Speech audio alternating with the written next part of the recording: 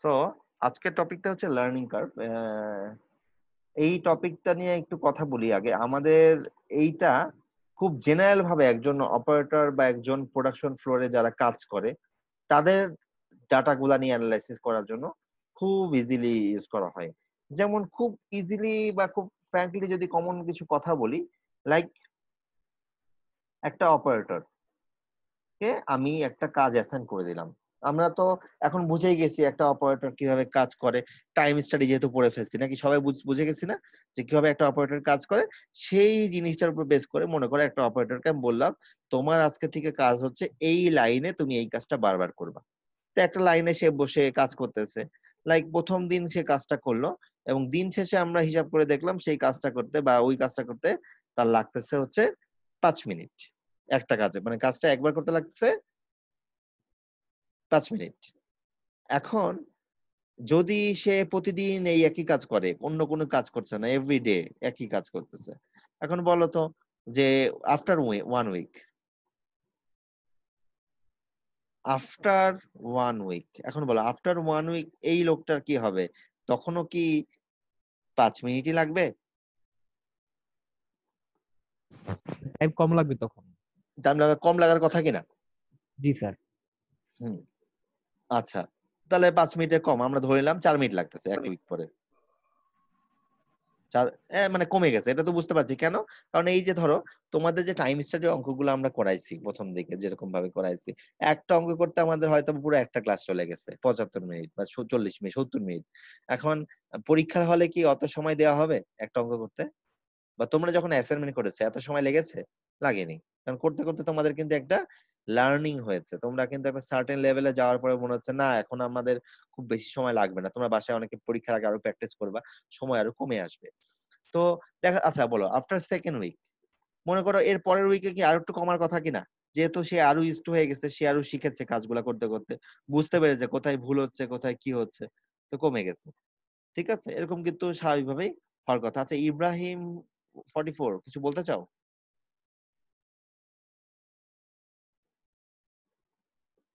আচ্ছা, আচ্ছা বলো তো 1 মাস পরে কি হবে?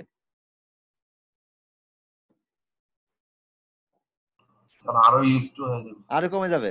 মনে করো 1 মাস পরে 1 মিনিট হয়ে গেল, জি স্যার 1 মিনিট 30 1 মিনিট সেকেন্ড। হয়ে গেল, হ্যাঁ। আর আরো 2 মাস পরে, হ্যাঁ, আর 30 2 মাস সেকেন্ড। পরে 0 হয়ে গেল, হবে 0 হবে।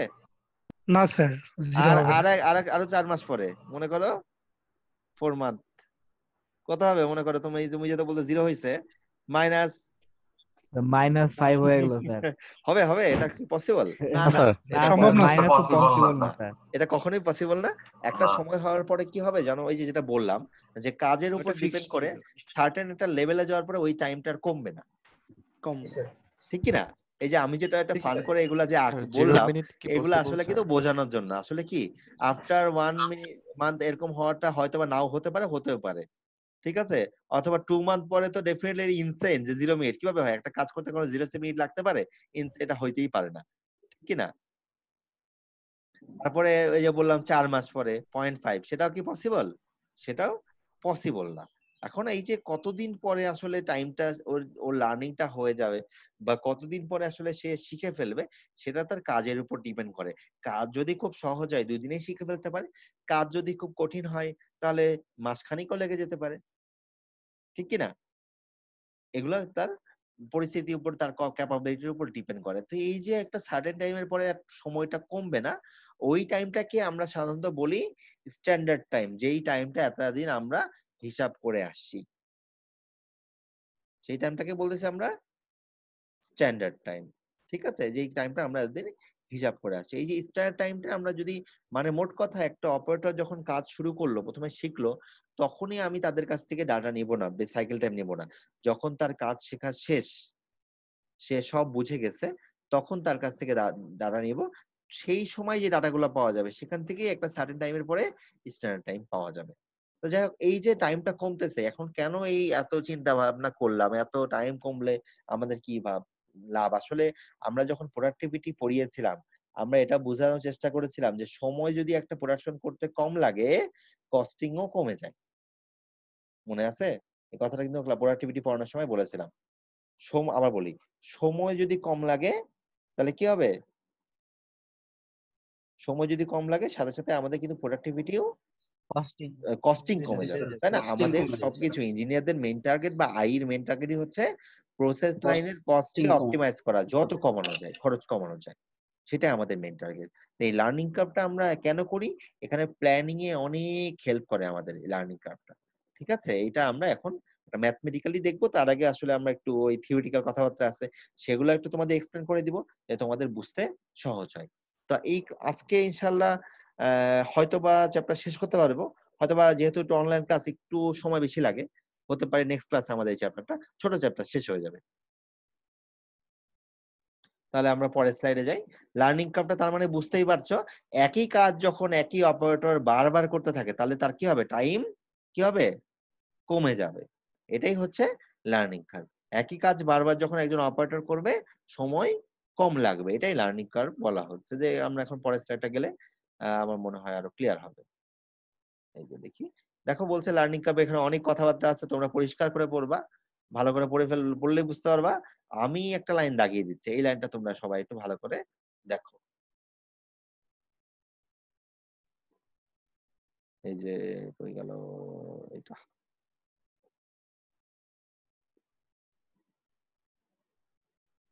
কি বলেছে দেখো, time required to perform A task decrease. যে একটা কাজ করতে টাইম যেটা লাগে সেটা কমবে কখন? যখন রিপিটেশন বাড়বে, মানে বারবার করা হবে। রিপিটেশন বাড়লে কি হবে? টাইম কমে যাবে। সেইটাই আসলে আবার আরেক জায়গায় একটু সুন্দর করে লিখেছে দেখো, human performance of activities typically shows importance when the activities are done on a repetitive basis. The time required to perform a task decrease with the increasing repetition. তোমরা এই দুটা পয়েন্ট একটু খাতায় লিখে ফেলো সবাই, লার্নিং কার্ভ হেডিং দিয়ে এই দুটা পয়েন্ট সবাই লিখে ফেলো।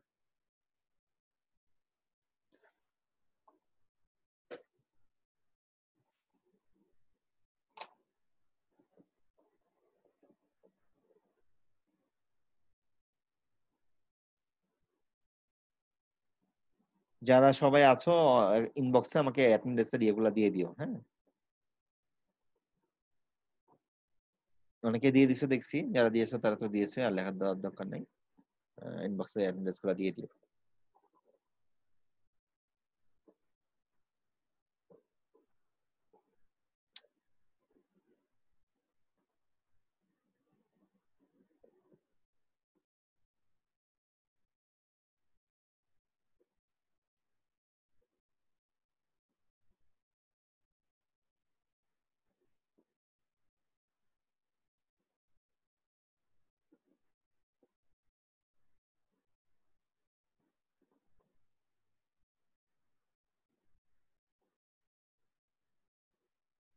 লেখা হয়নি, হয়ে যাওয়ার কথা তো।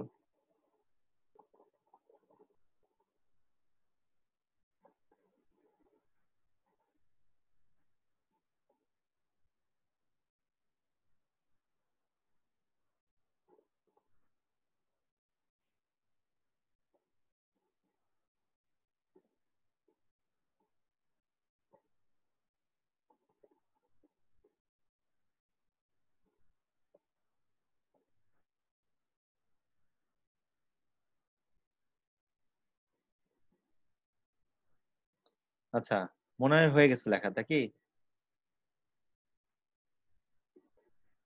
আমার কথা শুনতে পাচ্ছ? জি স্যার। লেখা হয়নি এখনো? স্যার যে সেকেন্ডটা একটু বড় তো। তাড়াতাড়ি লেখো, তাড়াতাড়ি লেখো, এত স্যার হয়ে সময় গেছে। লাগালে হবে?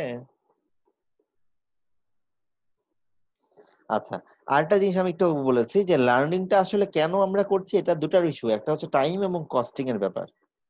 দেখো আমি যে আরেকটা পয়েন্ট মার্ক করে দিয়েছি, এটা সবাই একটু খাতা লিখতে হবে। যে একটা তো বললাম টাইম, একটা হচ্ছে কস্ট। এই যে আমি একটু আগে বললাম যে খরচের ব্যাপারটাই কিন্তু আমার সব কাছে সবার আগে মুখ্য, কারণ আমরা ইঞ্জিনিয়াররা যে ইঞ্জিনিয়ারই হই না কেন, সবার টার্গেট একটাই থাকে, খরচ কমানো। এই যে এই লাইনটা সবাই খাতা লিখে ফেলে, এর পরের line.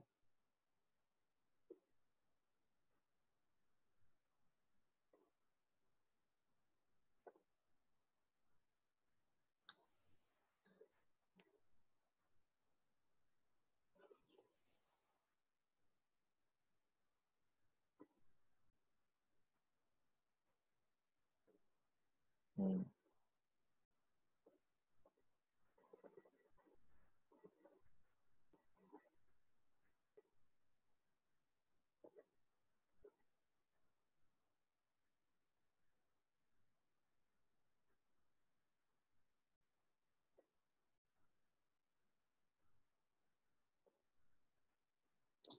It is important to be able to predict how learning will affect task time and cost. মানে যখনই সময় কমে যাবে খরচের একটা ব্যাপার স্যাপার কিন্তু এর মধ্যে চলে আসবে।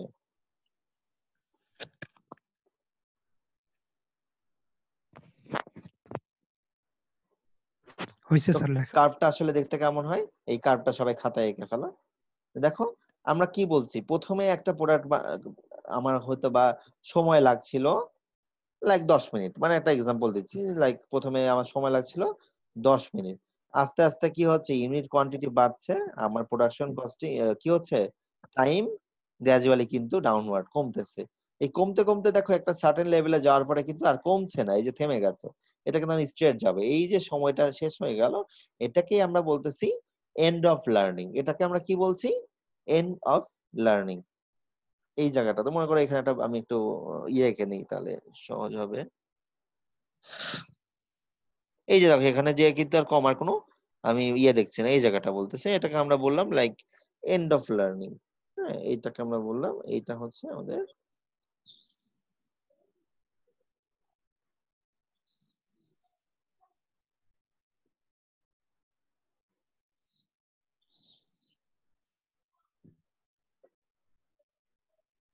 এটা হচ্ছে এন্ড অফ লার্নিং। মানে এরপরে আর সময় কি হবে, কমবে না, মানে ওই অপারেটরে যা সময় লাগার উচিত ছিল এর এর পর্যন্ত, এর বেশি আর সময় লাগার কথা না, সরি এর থেকে আর কম আর সময় লাগার কথা না, মানে এটাই হচ্ছে শেষ। এবং এই সময়টাকে আমরা অনেক সময় বলছি স্ট্যান্ডার্ড টাইম। তো যাই হোক, এটা তো আমরা সবাই কি খাতায় এঁকেছি? তাহলে আর যদি এঁকে ফেলি, পরেরটায় যাই। দেখো খেয়াল করো একই জিনিস, এখানে একটু এখানে তো করে দেওয়া ছিল, আমাকে নতুন করে আঁকা দরকার ছিল না। যাই হোক, এন্ড অফ লার্নিং বলছি বা এটাকে বলছি এন্ড অফ ইমপ্রুভমেন্ট। মানে ইমপ্রুভমেন্ট কখন হয়, যখন সে লার্নিং করতে করতে সার্টেন লেভেলে যাওয়ার পরে আর কিন্তু তার সময় কমছে না, সময় কমা মানেই তার ইমপ্রুভমেন্ট হয়। একটা সার্টেন যাওয়ার পরে মনে করো 5 মিনিট লাগছিল, কমতে কমতে 3 মিনিট, আর কমতেছে না, মানে 3 মিনিটই তার ইমপ্রুভমেন্ট শেষ বা তার লার্নিং শেষ। এরপরে যত যাই হোক না কেন ওর থেকে কম সময় লাগার আর কোনো চান্স নাই। এবং এই সময়টাকে আমরা বলতেছি কি, তার স্ট্যান্ডার্ড টাইম। ঠিক আছে, আমরা কি বুঝতে পারলাম কার্ভটা? আমাদের এই লার্নিং কার্ভের জন্য একটা টেবিল লাগবে। টেবিলের পিডিএফ আকারে অলরেডি আমাদের ক্লাসরুমে আপলোড করা আছে। আমাদের প্রথমে যখন বইগুলো আমি আপলোড করেছিলাম ওগুলোর সাথে আছে, একটু কষ্ট করে দেখে ওগুলা ডাউনলোড করে নিও। অঙ্ক করার জন্য ওই পিডিএফ এর টেবিলটা লাগবে। ঠিক আছে, যাদের কাছে অলরেডি ডাউনলোড করা আছে তা তো ভালো, আর যারা করে নাই ওইটা ডাউনলোড করে নিবা, ওটা না হলে অঙ্ক করাটা খুব কঠিন হয়ে যাবে। আমাদের টেবিল লাগবে, ঠিক আছে? আর এখানে এইটা কি, এই ছবিটা বুঝতে কোনো সমস্যা কি কারো আছে?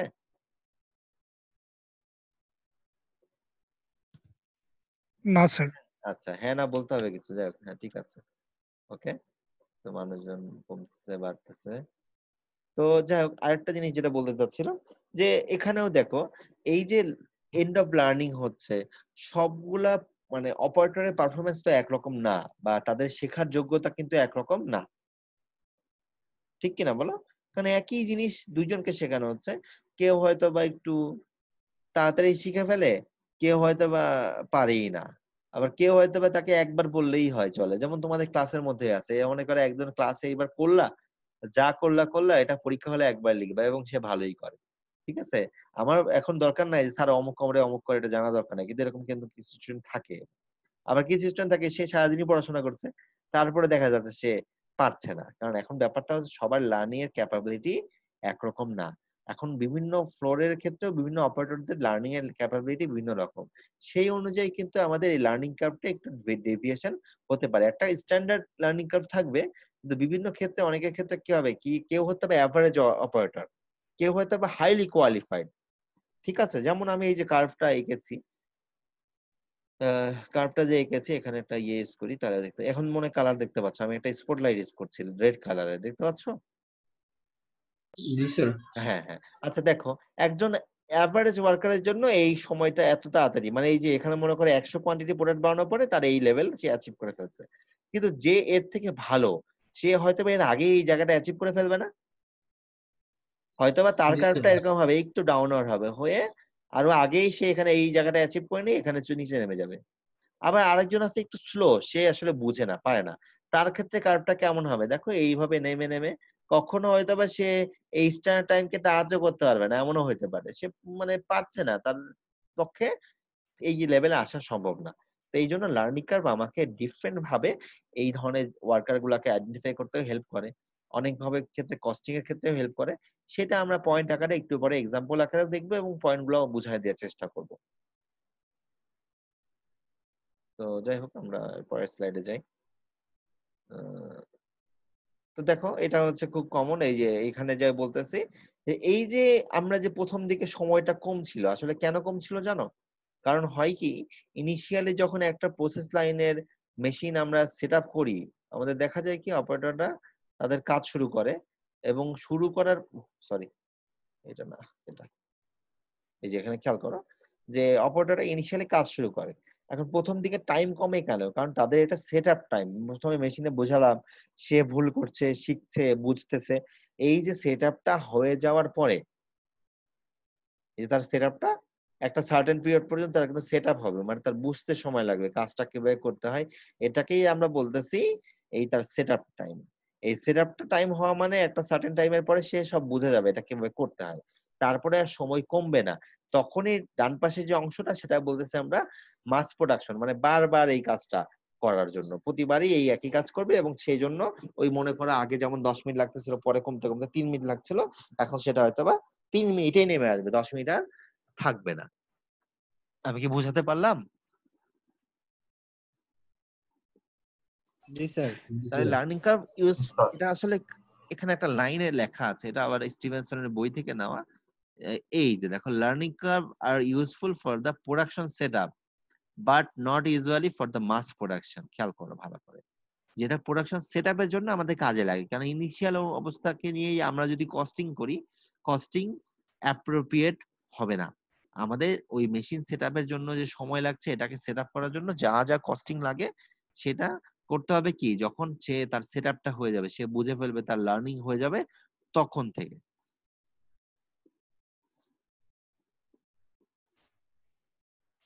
যাই হোক পরের স্লাইডটা দেখি আমরা দেখো এখানে 3 জন অপারেটর বা 3 জন ওয়ার্কার বা 3 জন যেটাই বলো যারা কাজ করে তাদের ক্ষেত্রে বলা হয়েছে দেখো এ এ যে অপারেটরটা এই অপারেটরের কোয়ালিফিকেশন থেকে বুঝতেই পারছো সে তার যে কার্ভ দেখে বুঝতেই পারছো সে হয়তো বা কখনো আর স্টার্ট টাইমটা টাচও করতে পারবে না ঠিক কি না যে কন্ডিশন মনে হচ্ছে তার লার্নিং কিন্তু অলরেডি ডান সে কিন্তু স্টার্ট টাইমকে আর টাচও করতে পারবে না এই ধরনের অপারেটর কিন্তু প্রোডাকশন ফ্লোরে থাকতেই পারে দেখো এই যে এই অপারেটরটা এই অপারেটরটা এর যা কন্ডিশন সে হয়তো বা কখনো কি আর এই যে আমাদের নিচে যে স্টার্ট টাইমটা দেওয়া আছে এই যে মেইন যে বেজ লাইন এটা আসতে পারবে দেখে মনে হচ্ছে না অবস্থা সুবিধা না এরকম কিছু অপারেটর কিন্তু থাকে তাদের সময় বেশি লাগবেই আবার দেখো বি টাইপ অপারেটরের দিকে খেয়াল করো তো এর কন্ডিশন কিন্তু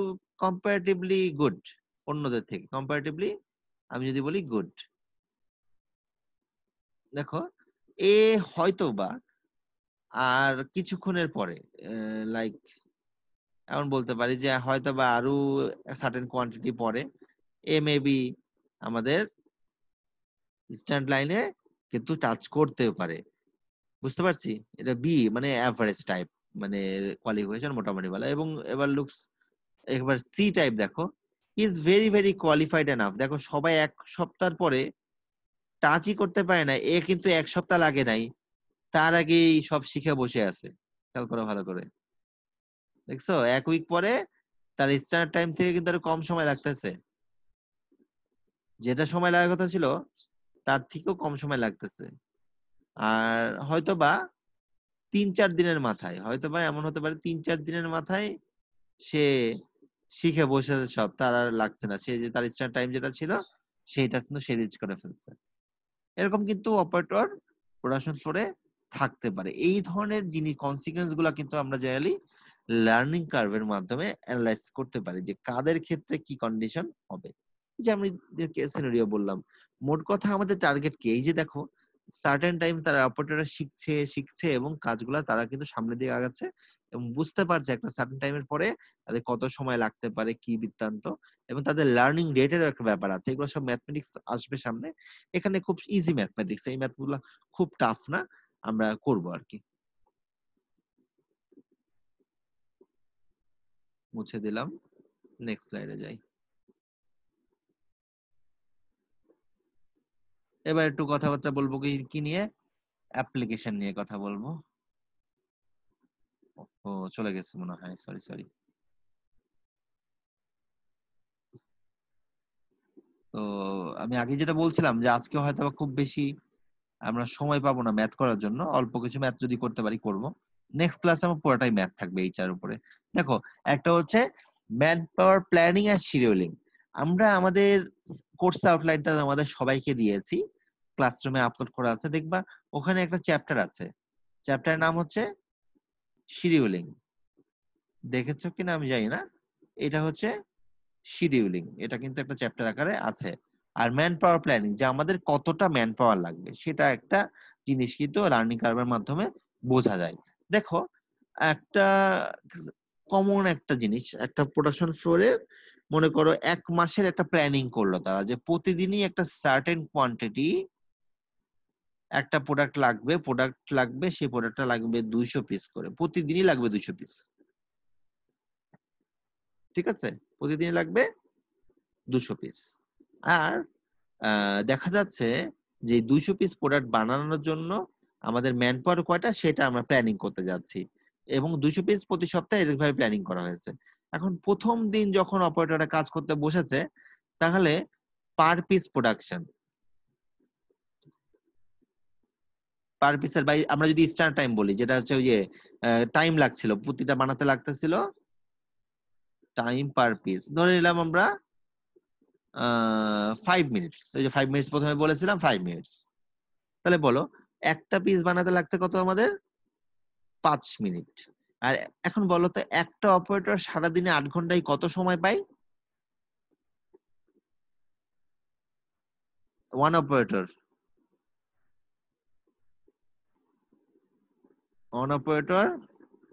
get 8 hours a day, and that is equal to 480 minute. exactly 480 minutes। এটা পায় সে। তার মানে আমরা বুঝতে পারছি কি, একজন অপারেটরকে দিয়ে প্রথম দিন যেটা ডে 1, এটা একজন অপারেটরকে দিয়ে হয়তোবা 900 বা 96 পিস বানানো যাবে, ঠিক কি না? 96 পিসেস বানানো যাবে পার অপারেটর। আউটপুট হবে পার অপারেটর হবে 480 and divided by 5, and that is 96. I hope we understand.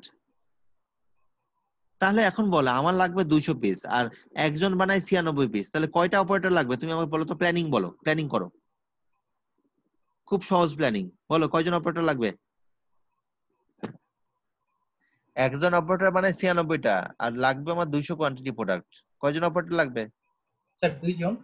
হ্যাঁ, খুব সিম্পল হিসাব, 2জন বা 2জন থেকে একটু বেশি হলে ভালো, বা একটু ভালো মানে 2জন অপারেটর হলেই চলে।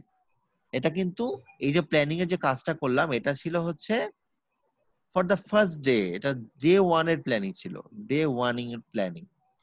এখন লাইক 1 সপ্তাহ পর, ওই যে আমরা বলেছিলাম 1 সপ্তাহ পরের প্ল্যানিং, আফটার 1 উইক, মানে ডে কত হবে এটা? ডে 8। 1 সপ্তাহ পর ডে 8 হয় না? ডে 8 এর প্ল্যানিং। এখন 1 সপ্তাহ পরে অপারেটরের কিন্তু টাইম কি হওয়ার কথা? কমে যাওয়ার কথা। হ্যাঁ, আমরা কিন্তু কি করছি, প্ল্যানিং করছি এইভাবে যে আরে 2জন করে লাগে, সবসময় 2জন করে দাও, ঠিক কি না? এরকম কিন্তু আমাদের মাথার মধ্যে প্ল্যানিং আসতে পারে। তাহলে যদি ওরকম প্ল্যানিং থাকে, তাহলে কি হবে জানো, এখানে ওই 2জন অপারেটরের ক্ষেত্রে তাদের কাজের অপচয় হবে। সেটা কিভাবে? আমরা হিসাব করছি যে এখানে এখন মানুষ কম হলেও চলবে। লাইক আমরা একটু হিসাবে সুবিধার্থে আমরা এরকম বললাম যে কাজটা করতে এখন লাগছে, এটা উদাহরণ দিচ্ছি, মানে এখন এখন টাইম লাগতেছে 2.5 মিনিট। একটা কাজ করতে লাগে 2.5 মিনিট। আমাদের ডিমান্ড কিন্তু সেই 200ই আছে। একজন অপারেটর দিনে কত পাচ্ছে টাইম? 480 মিনিটই পাচ্ছে। তাহলে আউটপুট দেখো তো কি হয় পার অপারেটরে। পার অপারেটরে আউটপুট হবে হচ্ছে এরকম 480 ডিভাইড বাই 2.5 কতটা আসে দেখো তো?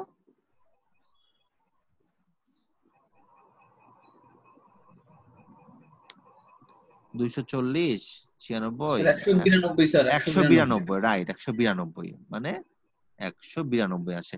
দেখো আমাদের এক সপ্তাহ পরে মেবি 192, মানে একজন অপারেটর দিয়েই কাজ চলবে, যেহেতু এই অপারেটর গুলার একটা সার্টেন লার্নিং হয়েছে। ঠিক আছে, দেখো একটা সার্টেন লার্নিং হয়েছে, টাইমটা কিন্তু কমে গেছে, ডাউনওয়ার্ড দিকে চলে আসছে, এই জন্য আমরা কিন্তু এখন কম হলেও চলবে। এখন এইটা যদি তুমি প্রোডাকশনের লোক হয়ে এই প্ল্যানিংটা না করো, করে দুজন অপারেটরই দিয়ে দাও, তারা কি করবে বলো তো? ঘুমাবে, ঝিমাবে, কাজ করবে ইচ্ছা মতো আর কি, তাই না? স্যার বরং স্যার দুজন কথা বললে আরো কাজের গতি কম। হ্যাঁ, যাই হোক সেটা আলাদা ইস্যু। মনে করে তারা ঠিক মতোই কাজ করছে, তারপরে কি হবে, এখানে তাদের 4 ঘন্টা, তাদের সারাদিনের ওয়ার্কিং আওয়ারটাকে আমি ঠিক মতো কাজে লাগাতে পারলাম না। সো এই জায়গাটাতে আমরা যে প্ল্যানিংটা করলাম সেটা কি আমাদের ম্যান পাওয়ার প্ল্যানিং, যে আমাদের আপাতত এক দুজন দিয়ে করাও, কিন্তু সপ্তাহখানিক পরে একজনই পারবে এটা ম্যানেজ করতে, বাকিদের লাগবে না। এটা এক্সাম্পল দিলাম, আসলে এক্সাম্পল তো আসলে প্রোডাকশনকে বেস করে আরো বড় এক্সাম্পল দেওয়া যায়। এখন উই হ্যাভ সাম লিমিটেশন, অনলাইনে তো বুঝতেই পারছো, আমরা তো আসলে ক্লাসে থাকলে আরো গুছিয়ে আরো বড় বড় এক্সাম্পল দেওয়া যেত, যেটা এখন বলতে গেলে অনেকের বোঝাটা কঠিন হয়ে যাবে। আমরা মনে হয় বুঝতে পেরেছি যে কি ধরনের আসলে প্ল্যানিং এ হেল্প করে। ওকে, আমরা তাহলে এর পরের পয়েন্টে যাই। আমরা আসলে কি এই যে আমি এগুলা বলছি, এগুলা কিন্তু মুখস্থর মতো করে করিয়ে দেওয়া যায় যে এইটা পড়ে ফেলো শেষ, কিন্তু আসলে প্রতিটা পয়েন্ট আসলে মুখস্থ করা যতটা বিরক্তিকর, তারপর তার থেকে যদি আমি প্রতিটা পয়েন্ট ধরে ধরে বুঝে রাখি, তাহলে মনে হয় পরীক্ষার জন্য খুব বেশি পড়া লাগে না, এটা এক্সাম্পল গুলো মনে পড়ে যায়। যাই হোক, evaluating new worker during training period. একটা অপারেটর প্রথম দিন যখন আসলো, তার কি পরিমাণ কোয়ালিফিকেশন হচ্ছে, তুমি তো জানো যে কতদিনের মধ্যে তারা এই সেই স্টার টাইমটা অ্যাচিভ করার কথা, তাই না? যেমন আমরা এই আগের কার্ভে চলে যাচ্ছি, তাহলে আমরা খুব ইজিলি বুঝতে পারবো। আচ্ছা, আমরা এই দেখো এইখানে খেয়াল করো, এ বি সি তিনটা ক্যাটাগরি ওয়ার্কার অপারেটর ক্যাটাগরি করা হয়েছে।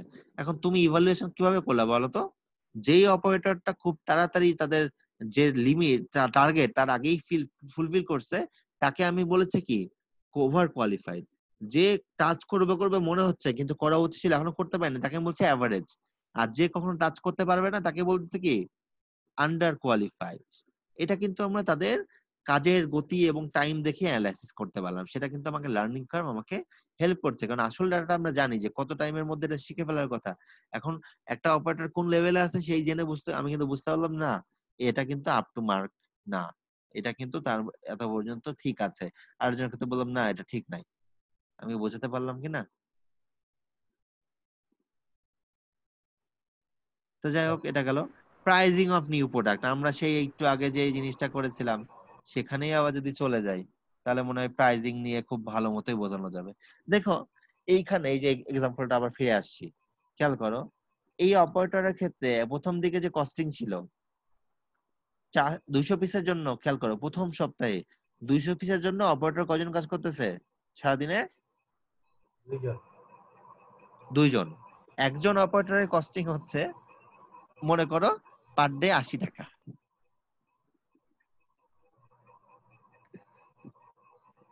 পার অপারেটর, তাহলে দুজনের জন্য কত টাকা লাগবে? 160 টাকা।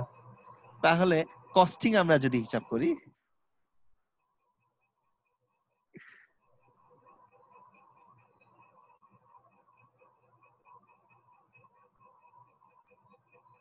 $80 কিনা? কারণ লাগবে 200 পিস আর আমাদের খরচ হচ্ছে 160 টাকা। আমি এক্সাম্পল দিচ্ছি আর কি আমি। তার মানে কস্টিং হচ্ছে 80 পয়সা বা 0.8 টাকা। কিন্তু 1 সপ্তাহ পরে আমাদের কস্টিং কিন্তু কমে আসছে।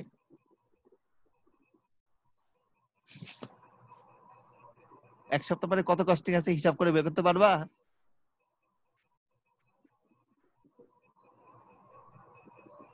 এক সপ্তাহ পরে আমাদের ওয়ার্কার লাগছে 1 জন, তাহলে তাদের বেতন হচ্ছে মনে করো 80 টাকা পার ডে। তো তাহলে আমাদের কোয়ান্টিটি, তার মানে কি 40 পয়সা নেমে আসছে না কস্টিং? বুঝি নাই মনে নাকি বুঝছি? আচ্ছা এটা হচ্ছে ডে 1,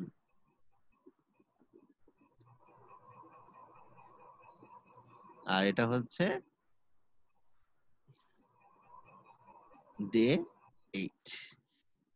ডে 8 এর ক্ষেত্রে আমাদের খরচ হচ্ছে 80 টাকা পার ডে, মানে একজন অপারেটরকে ইউজ করছি। আর আমাদের তাহলে কস্টিংটা কেমন হবে? 80 ডিভাইড বাই আউটপুট তো সেম আছে, তাহলে কত আসে? 0.4 তো নাকি টাকা। তাহলে এখন আমি যদি প্রথম দিনই মানে প্ল্যানিং করে কস্টিং করে ফেলি, তাহলে কস্টিং করছে 80 পয়সা, আর 8 দিন পরে কস্টিং আসছে 40 পয়সা। এখন প্রথম দিকে যে কস্টিং ওটা কিন্তু হয়েছে, ওটা কিন্তু হিসাবে রাখতে হবে। এই সব 1 সপ্তাহ পরে এরকম আসলো, 2 সপ্তাহ পরে আরো অ্যানালাইসিস করে কিন্তু আমি অ্যানালাইসিস করে ফাইনালি সিদ্ধান্ত নিতে হবে যে আমাদের ওভারঅল প্রোডাক্টের জন্য খরচ কেমন হতে পারে। হুট করে প্রথম দিনে কস্টিং করে ফেললে যেই মার্চেন্ডাইজার চিন্তা করবে যে তার তো লার্নিং হবে, সেই অনুযায়ী কস্টিং করবে, তাদের ক্ষেত্রে কিন্তু আবার সে কিন্তু বায়ারকে কম টাকায় কনভিন্স করে ফেলতে পারবে। আর যে তুমি প্রথমেই হিসাব করতেছো, তুমি বলবা যে না এটা কিভাবে পসিবল, এত কম টাকা কিভাবে পসিবল, পসিবল না। তখন বায়ার যদি বলে ফেলে, বায়ার তো ডবল চেক ক্রস চেক করতেই পারে, বললো যে না ও তো আমাকে এত কমে দিচ্ছে, আমি ওর কাছ থেকে করাবো। তুমি বলবো বোকার মতো বলে ফেলতে পারো না সেটা কি পসিবল নাকি, না এটা কিন্তু পসিবল না। কিন্তু মেবি লার্নিং কার্ভের কস্ট আমরা যখন প্রাইজিং করবো একটা নতুন প্রোডাক্টের ক্ষেত্রে, তখন আমাদের সবসময় কিন্তু লার্নিং কার্ভ মাথায় রাখতে হবে। যাক আমরা এটা তো, এটা কি বুঝতে পেরেছি নাকি? স্যার। আচ্ছা, এরপরে বাজেটিং, পারচেজিং, ইনভেন্টরি এগুলো অনেক বড় বড় ফ্যাক্টরস। কারণ আমাদের বাজেটিং এর একটা বিশাল ইস্যু আছে যে টাকা পয়সা সংক্রান্ত ব্যাপার, এবং ইনভেন্টরি প্ল্যানিং যে কতটুকু র মেটেরিয়াল আমাদের লাগবে সেটা কিন্তু আমরা এখানে হিসাব করতে পারি যে কতটুকু র মেটেরিয়াল লাগবে। লাইক চিন্তা করো যে আমরা যদি কোয়ান্টিটিটা এমন হয় যে র মেটেরিয়াল ইনভেন্টরি তো তোমরা পড়েছো মনে হয় ইন্ডাস্ট্রিয়াল ম্যানেজমেন্টে,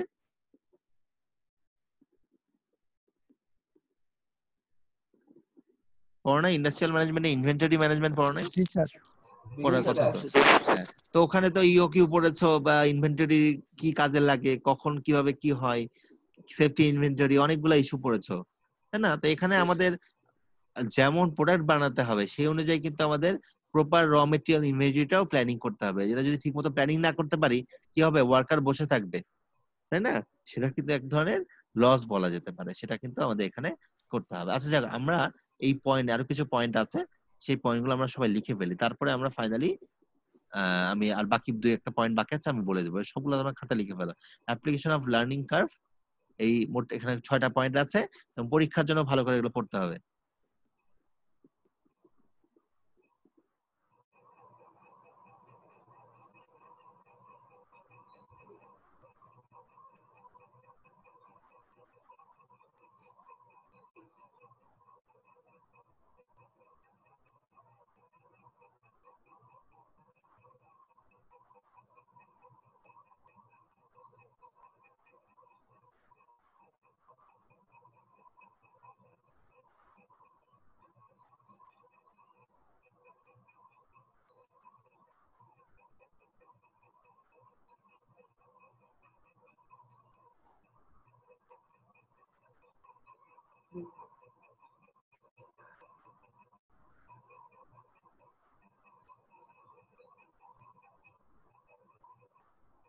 আমাদের কি লেখা হয়েছে?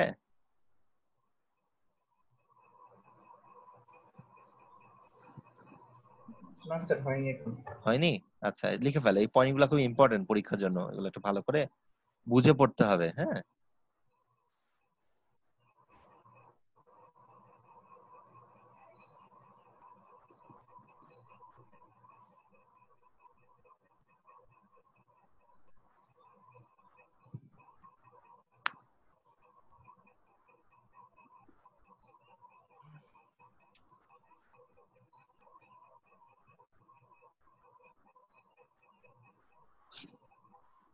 স্যার আমাদের কি স্যার এই পয়েন্টগুলো ডেসক্রাইব করতে হবে স্যার? ডেসক্রিপশন যদি দেখতে চাও তোমরা তোমাদের এস্টিমেশনের বইয়ের ভিতরে দেখতে পারবা। একটু তো বই পড়তেই হবে। আর এখানে আমি জাস্ট পয়েন্টগুলো বুঝিয়ে দিলে ডেসক্রিপশন করাটা তো, ডেসক্রিপশন দেওয়া তো তোমাদের কোনো খুব টাফ কিছু না। বই দেখতে হবে একটু, মানে বই দেখলে বুঝতে পারবে আরো ক্লিয়ার। হ্যাঁ, আমাদের এস্টিমেশনের বইয়ের ভিতরে ডেসক্রিপশন গুলো আছে। জি স্যার, থ্যাংক ইউ স্যার। ওকে, এখনো হয়নি? হয়েছে স্যার, হয়েছে। হয়েছে হয়ে স্যার। গেছে, 6টা লাইন হয়েছে লিখতে এত লাগে। যাক, আমরা মানে বাজেটিং এ ছিলাম, বাজেটিং, পারচেজিং আর ইনভেন্টরি প্ল্যানিং। এখানে আরেকটা জিনিস বলি, যেমন ইনভেন্টরি প্ল্যানিং এর কথা, তুমি ইনভেন্টরি কন্ট্রোলের কথা তোমাকে বলছিলাম। এখন আমাদের তো জানতে হবে যে এই জন্য প্রতিটা প্রোডাক্ট, যেমন এখানে লাইক এই যে আমরা যে প্ল্যানিং ছিল প্রতিদিন 200 পিস বানাবো, না আমরা যদি হুট করে চিন্তা করলাম ঠিক আছে বাইরেকে আমরা আরো আগেই শিপমেন্ট দিতে পারবো, কারণ আমাদের যদি 2জন অপারেটরকে ইনভলভ রাখি তার মানে কিন্তু আমাদের কোয়ান্টিটি দ্বিগুণ হয়ে যাবে, ঠিক কি না? আমরা কিন্তু আগে শিপমেন্টটা দিতে পারবো। এখন লাইক আমরা ভুলে গেলাম, আমরা বললাম ঠিক আছে আমরা এখন থেকে প্রতিদিন 400 পিস করে প্রোডাকশন বানাবো। এখন চিন্তা করো 400 পিস প্রোডাকশন যদি আমি প্রতিদিন বানানো শুরু করি এক সপ্তাহ পর থেকে, তাহলে 200 পিসের জন্য যে পরিমাণ র মেটেরিয়াল আমাদের ওয়্যার হাউসে থাকা দরকার, 400 পিসের জন্য তার বেশি, তার থেকে দ্বিগুণ র মেটেরিয়াল লাগবে না আমাদের? লাইক ফেব্রিক বলো, ইয়ার্ন বলো, বাটন, এনিথিং লাগবে কিনা? তো সেই Yes, sir. প্ল্যানিংটা এবং সেই পারচেজিংটা কিন্তু আমাকে সঠিক সময়ে করতে হবে। না হলে কিন্তু দেখা যাবে যে কাজ থেকে শুরু হয়েছে, দুপুরের পরে দুজনই হাত পা গুটায় বসে আছে, কারণ প্রোডাক্ট নাই। হতে পারে কিন্তু। কেন? কারণ এখানে আরো কিছু ব্যাপার আছে, অর্ডার দিলেই সাথে সাথে পাওয়া যায় না, আমরা জানি একটা লিড টাইম থাকে। ইনভেন্টরি ম্যানেজমেন্ট যখন পড়েছি, লিড টাইম স্যার ডেফিনেটলি বুঝিয়েছেন যে লিড টাইম জিনিসটা কি, অর্ডার প্লেস করা আর অর্ডার পাওয়াটার মাঝখানে যে সময়টা, তাই না? তুমি এখন হুট করে যদি আমাকে মানে কেউ একজন মানে একটা দোকানে যে বলে যে আমাকে 1000 ইয়ার্ড ফেব্রিক দেন, দোকানদারের কাছে যদি ওয়্যার হাউসে থাকে সে বের করে দিতে পারে, যদি তার না থাকে, সে যদি ফ্যাক্টরিতে থাকে তাহলে ফ্যাক্টরি ওয়ালাকে বলবে যে ভাই আমাকে বানাতে দেন, ফ্যাক্টরি ওয়ালাও সে বানাবে, তার র মেটেরিয়াল লাগবে, অনেকগুলো লিড টাইমের ফ্যাক্টরস আছে। তো যাই হোক, আমরা যেটা বলতে চাচ্ছিলাম যে ইনভেন্টরি প্ল্যানিংটা এটা খুবই ইম্পর্টেন্ট জিনিস, এবং এটা লার্নিং কাম ইনভেন্টরি প্ল্যানিং অনেক সময় ইম্প্যাক্ট ফেলে, ঠিক আছে? এরপরে যেটা বলছে ক্যাপাসিটি প্ল্যানিং, যে আমাদের ফ্লোরের কি ক্যাপাসিটি বা আমাদের কতটুকু আমরা বানাতে পারি, সেই প্ল্যানিং এর ক্যাপাসিটি কিন্তু আমাদের চলে আসবে। এরকম 3জন অপারেটরকে আমরা যদি রেডি করি, আমরা কিন্তু আমাদের ক্যাপাসিটিকে ঠিক মতো অ্যানালাইসিস করতে পারবো। আর লাস্টের যে পয়েন্টটা, নেগোসিয়েটেড সেলিং এন্ড প্রাইসিং, এটা কিন্তু অলরেডি আমি বলে ফেলেছি যে কস্টিং এর যেটা বিশাল ফ্ল্যাকচুয়েশন হচ্ছে, এই অনুযায়ী আমরা যদি প্ল্যানিংটা করি, আমরা কিন্তু পারফেক্টলি নেগোসিয়েশন করতে পারবো। $1-2 জন্য বা 1-2 সেন্টের জন্য কিন্তু বায়ার অনেক সময় প্রোডাক্ট নিতেও পারে আবার ছেড়েও দিতে পারে। সেই জিনিসটা কিন্তু আমরা লার্নিং কার্ভের কনসেপ্ট থেকে অ্যানালাইসিস করে বের করতে পারি। এই জন্য আমাদের ওভারঅল এই কয়েকটা অ্যাপ্লিকেশন আমরা কাজ করে থাকি। যাই হোক, আমরা এবারে অঙ্কের দিকে যাব। অ্যাপ্লিকেশন মোটামুটি আমি চেষ্টা করলাম যতদূর বোঝানো যায়, এবং বইয়ে একটু পড়লে আরো ক্লিয়ার হবে আশা করি।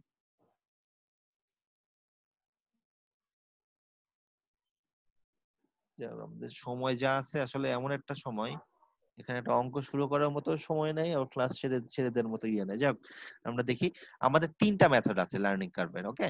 3 মেথডস, একটা হচ্ছে অ্যারিথমেটিক মেথড, একটা হচ্ছে লগারিদমিক মেথড, আর একটা হচ্ছে লার্নিং কার্ভ কোএফিসিয়েন্ট মেথড।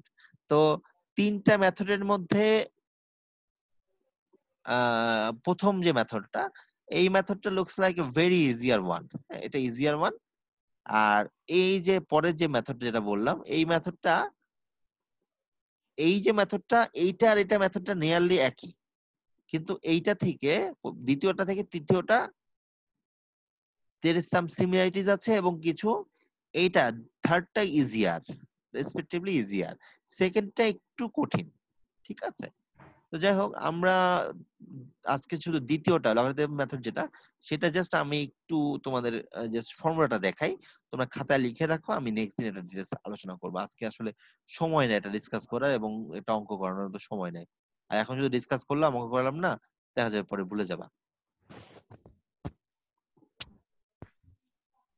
কত সময় বাজে, এক্স্যাক্টলি কত বাজে?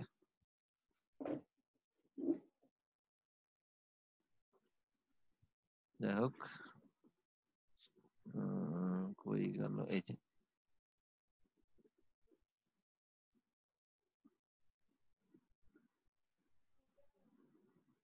যে এই ফর্মুলাটা এবার এই স্লাইডটা সবাই খাতার মধ্যে তুলে ফেলো। এটা হলে আজকে আমার ক্লাস শেষ। Okay sir. এবং আমি নেক্সট ক্লাসে বুঝিয়ে দিব, আজকে জাস্ট খাতা লিখে রাখো যাতে নেক্সট ক্লাসে আমার বোঝানোর জন্য সময় নষ্ট কম না হয়।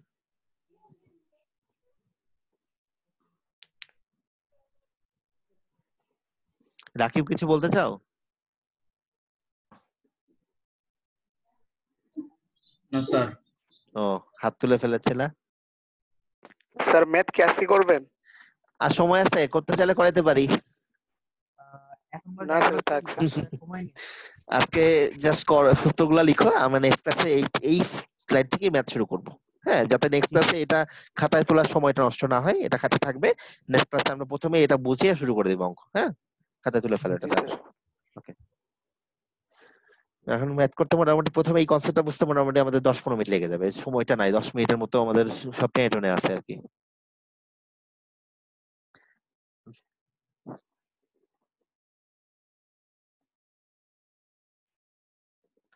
তোমরা রবিবার লাস্ট স্লটে ফ্রি থাকো জয়ন্ত? একটু রুটিনটা দেখতে হবে স্যার। আচ্ছা, তোমরা একটা কাজ করবা, নিজেরা সেকশন 1 এ এইখানে যারা যারা আছো একটু নিজেরা আলোচনা করে, মানে তোমাদের তো আবার এখন সবাই একসাথে হলো, বিভিন্ন জনের সেকশন বিভিন্ন রকম, আমার কোর্সে একরকম, অন্যান্য কোর্সে আরেক রকম। ডিসকাস করে রবিবারের লাস্ট স্লটে তোমরা ফ্রি আছো কিনা, অথবা বুধবার লাস্ট স্লটে আমাকে একটু যে কোনো একটা স্লট জানাবা। ঠিক আছে, আমি এটা মেকআপ স্লট হিসেবে রাখবো, বাই চান্স যদি লাগে ফার্দার। হ্যাঁ, এই জন্য আচ্ছা ঠিক আছে। বুধবার অথবা রবিবার লাস্ট স্লট। আচ্ছা। লিখে ফেলো, লিখলে আমাদের মোটামুটি শেষ আজকে। সবাই অ্যাটেন্ডেন্স গুলো ইনবক্সে দিয়েছে তো? জি স্যার। যারা হ্যাঁ, দাওনি লিখে দিয়ে দাও। দাও, এখনো দিয়ে দাও, সময় নাই, বেশি নাই। ফর্মুলাটা দেখে খুব কঠিন লাগছে আমার মনে হয় না, খুব ইজিয়ার ফর্মুলা। এখানে আসলে কি n তম পদের জন্য কত সময় লাগবে এবং তার জন্য প্রথম পদে কত সময় লেগেছে, এবং এখানে সেইটার একটা কম্বিনেশন করে আমরা বের করব। এবং b equal to ln r divided by ln 2। r হচ্ছে এখানে লার্নিং কার্ভ পার্সেন্টেজ, যেটা হচ্ছে তার লার্নিং কোফিসিয়েন্ট বলা যায়, কত পার্সেন্ট লার্নিং করলো আর কি। এই মোটামুটি এটা আসলে আমরা নেক্সট ক্লাস থেকে অঙ্ক করবো আর কি। নেক্সট ক্লাসে অঙ্ক আছে, লিখে ফেলেছি আমরা সবাই, মনে হয় একটা সময় লাগবে মনে হচ্ছে। শেষ। শেষ? আচ্ছা, তাহলে আমি একটু দেখাই দিই, দেখাই ছেড়ে দিব। দেখো এখানে ম্যাথ আছে, এটা আমরা নেক্সট ক্লাসে করবো, একটু বুঝতে হবে, খুব কঠিন না। স্লাইড গুলো দেখানো আছে অলরেডি, তোমরা চাইলে এখনই স্লাইড দেখতে পারো বাসায় বসে বসে, বুঝলে করে ফেললাম, খুব বেশি কঠিন লাগবে না। এবং এরপরে আরো কিছু মেথড আছে, এগুলো আমরা নেক্সট ক্লাসে দেখবো। ঠিক আছে, আর একটা টেবিল আছে, নেক্সট ক্লাসে তোমাদের সবার কাজ থাকবে এই টেবিলের পিডিএফ অলরেডি ক্লাসরুমে আপলোড করা আছে বইগুলোর সাথে, ওই পিডিএফটা ডাউনলোড করে সবাই ওপেন করে রাখবা যখন অঙ্কটা করবো আমরা। ঠিক আছে, মানে ওপেন করে রাখবো অথবা ওপেন করার কন্ডিশনে রাখবো, যাতে যে কোনো সময় ওপেন করা যায়।